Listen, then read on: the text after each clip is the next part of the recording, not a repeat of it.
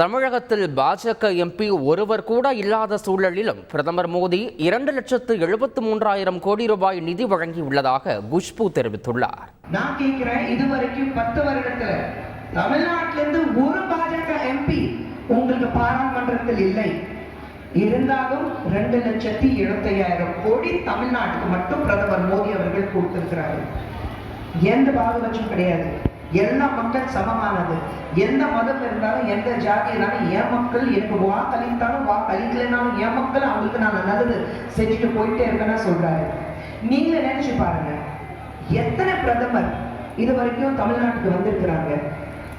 பலம் எத்தனை பிரதமர் இந்த தடவை பாத்தீங்கன்னா பிரதமர் வந்து இது வரைக்கும் 5 முறை வந்திருக்காரு. என்ன சொன்னாங்க? பயந்துட்டு.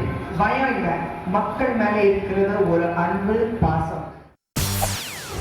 செய்திகளை உடனுக்குடன் தெரிந்து கொள்ள உடனே சப்ஸ்கிரைப் பண்ணுங்க.